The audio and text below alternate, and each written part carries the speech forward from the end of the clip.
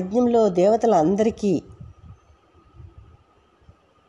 అందరి ముందు శివుడు భంగపడటం చూడలేని దాక్షాయిని తన శరీరాన్ని పరిధ్వజిస్తుంది.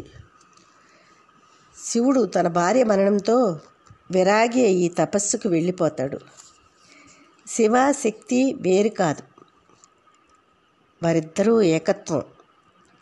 అందువలన శివుడిని వివాహమాడదలిసి పార్వతీదేవిగా జన్మిస్తుంది. ఆ సమయంలో తారకాసురులు అనే రాక్షసుల చేత దేవతలు అనేక బాధలు పడుతూ ఉంటారు. దేవతలకు పార్వతీ పరమేశ్వరులకి కళ్యాణం చేయించాలి అని తెలిసి శివుడు తపస్సుని భగ్నం చేయటానికి మన్మధుడిని ప్రయోగిస్తారు. మన్మధుడు మన్మథ బాణాన్ని శివుడి మీదకి సంధిస్తాడు. శివుడు తనకు తపోభంగం కలిగింది అని ఆగ్రహించి తన 3వ కంటితో మన్మధుడిని భస్మం చేస్తాడు. మన్మధుడు బూడిద ఉన్న చోటికి రుద్రగణాలలో ఒకరు గణేశుడు అనే చిత్రకర్మ మన్మధుడు బూడిదని బొమ్మని చేసి ఆ బొమ్మకు ప్రాణం పోస్తాడు. అపారమైన శక్తులు ఇస్తాడు. ఉపాసన జపం నేర్పిస్తాడు. రుద్రగ్రహణాలకు కూడా బ్రహ్మకు ఉన్న శక్తి ఉంది. ఆకృతిని చూసి బ్రహ్మ చీచి అని చిత్కరించుకుని బండా బండా అని పిలుస్తాడు.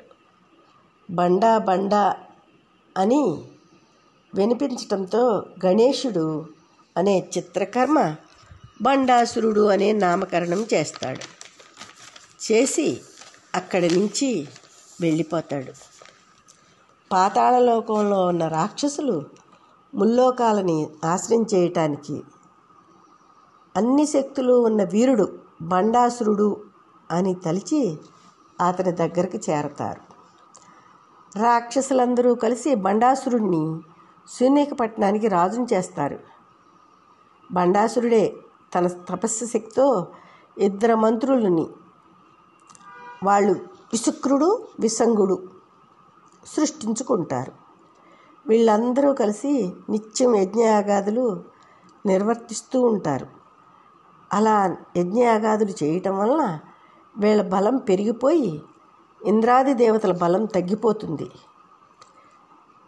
వీళ్ళు యజ్ఞయాగాదుల వలన సంపాదించుకున్న శక్తితో అందరూ కలిసి భూలోకం, పాతాళలోకం, స్వర్గలోకంలోకి ప్రవేశిస్తారు. వీళ్ళ తపస్సు శక్తి ద్వారా ఈ ముల్లోకాలలో ఉన్న దేవతలు మానవులు శరీరాలకు దూరి వాళ్ళని నిస్సత్తువులుగా చేస్తారు. అప్పుడు ముల్లోకాలు అల్లకల్లోలం అయిపోతాయి. బ్రహ్మతో సహా దేవతలు అందరూ కలిసి శ్రీహరిని శరణు వేడగా పరాశక్తి శివుడు వెంటే ఉంటుంది కనుక మనల్ని శివుడే కాపాడగలడు అని బ్రహ్మాది దేవతలను తీసుకుని శ్రీహరి శివుడి దగ్గరికి వెళ్తాడు. అప్పుడు శివుడు మిమ్ములను కాపాడగలిగేది పరాశక్తి మాత్రమే. ఆ పరాశక్తిని శరణు వేడండి, యజ్ఞయాగాదులు మొదలుపెట్టండి, నేను మంత్రాలను పఠిస్తాను అని చెప్పి ఆ యజ్ఞయాగాలకి తానే మంత్రం పఠిస్తాడు.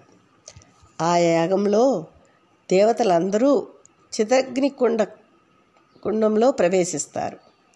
వారందరూ ఆహుతి అవగానే శివుడు శ్రీ లలితా పరమేశ్వరుని పైకి రమ్మని అష్టకారికలను స్తుతిస్తాడు. అప్పుడు ముందుగా చిదగ్నికుండం నుంచి తేజోవంతమైన కాంతిపుంజం వెలువడుతుంది. వేల కొలది సూర్యులు ఉదయించినప్పుడు ఎటువంటి కాంతి ఉంటుందో అటువంటి కాంతులతో శ్రీ లలితా పరమేశ్వరి 16 ఏళ్ల ప్రాయంలో ఉన్న లావణ్యంతో వర్ణింపసఖ్యంగాని సౌందర్యంతో 4 బాహువులలో పాశం, అంకుశం, చెరుకు ఉల్లు, పువ్వుల బాణాలు అనే 4 ఆయుధాలతో లేత ఎర్రని కాంతిగల శరీరంతో ఆ శరీరంలో బ్రహ్మాండాలు కనిపిస్తున్నాయి. చక్రరాజం అనే వాహనం. ఆ ప్రత్యేక వాహనం ఎలా ఉంది అంటే 4 యోజనాలు వెడల్పు, యోజం అంటే 9 మైళ్ళు, ఎత్తు 9 పర్వాలు అనగా 9 అంతస్తులు బిందు స్థానంలో కూర్చుని ఉంది. ఆ విధంగా శ్రీ లలితా పరమేశ్వరిని చూసిన ఇంద్రాది దేవతలు పరమానంద భరితులై ఆనంద పారవస్యంతో తల్లికి నమస్కారం చేస్తారు. అప్పుడు పరమేశ్వరి శరీరంలోని వివిధ అంగాల నుంచి ఇతర దేవతలు ఉద్భవిస్తారు. తన శరీరం నుంచే కామేశ్వరుని సృష్టిస్తుంది. లోక కళ్యాణం కోసం అమ్మ కామేశ్వరుని వివాహమాడుతుంది. బ్రహ్మాది దేవతలను మరలా నూతనంగా సృష్టిస్తుంది.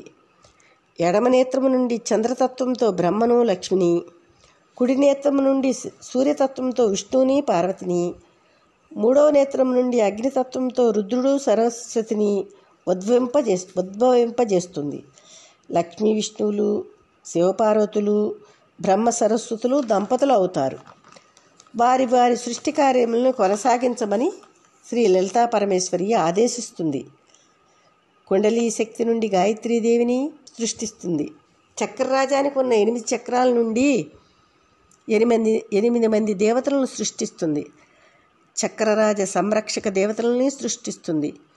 పొడవైన కేశాల నుంచి యముడిని, కన్నులలో సూర్య చంద్ర అగ్నిలను, నుదుటి మీద ఉన్న ఆవరణము నుండి నక్షత్రాలను, పాపడి గొలుసు నుండి నవగ్రహాలను, కనుబొమ్మల నుండి న్యాయశాస్త్రాన్ని, ఊపిరి నుండి వేదాలను, వాక్కు నుండి పాద్య నాటకాలను, చుబుకం నుండి వేదాంగాలను, కంఠం మీద ఉన్న 3 మడతల నుండి వివిధ శాస్త్రాలను, వక్షస్థలం నుండి పర్వతాలను, మనస్సు నుండి చిదానందాన్ని, హస్తనకలముల నుండి విష్ణు దశావతారాలని, అరచేతి నుండి ఉభయ సంధ్యలను, హృదయం బాలాదేవిని, జ్ఞానం శ్యామలాదేవిని, అహంకారి వారాహి దేవిని, చిరునవ్వు విఘ్నేశ్వరుని రూపుదిద్దుకుంటారు.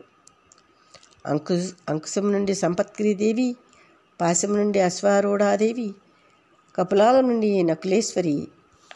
ఈ విధంగా సృష్టి కార్యం పూర్తి చేసుకున్న అమ్మవారు పతి అయిన శివ కామేశ్వర సుందరుడిని శివచక్రం సృష్టించమని కోరుకుంటుంది. ఆయన చేసిన ఓంకారం నుండి 23 మంది శివచక్ర దేవతలు పుట్టుకొస్తారు. శ్రీ లలితా పరమేశ్వరీదేవి కోపంతో ఓంకారం చేసినప్పుడు 6 కోట్ల మంది యోగినులు, మరో 5 కోట్ల మంది భైరవులు పుట్టుకొస్తారు. ఈ విధంగా సంపూర్ణంగా శక్తిసేనలను సమకూర్చుకున్న అమ్మవారు 16 మంత్రులలో ముఖ్యమైన శ్యామలాదేవిని ప్రధానమంత్రిగా కుడివైపున కూర్చోబెట్టుకుని బండాసురుని మీదకి యుద్ధానికి బయలుదేరింది. లలితాదేవి మహాకామేశ్వర అస్త్రం ప్రయోగించి బండాసురుని సర్వనాశనం చేస్తుంది. బండాసురుడు అతని సోదరుల్ని సంహరించి ముల్లోకాలను కాపాడుతుంది. ఆ విధంగా ముల్లోకాలను కాపాడటానికి ఉద్భవించింది శ్రీ లలితా పరమేశ్వరీదేవి.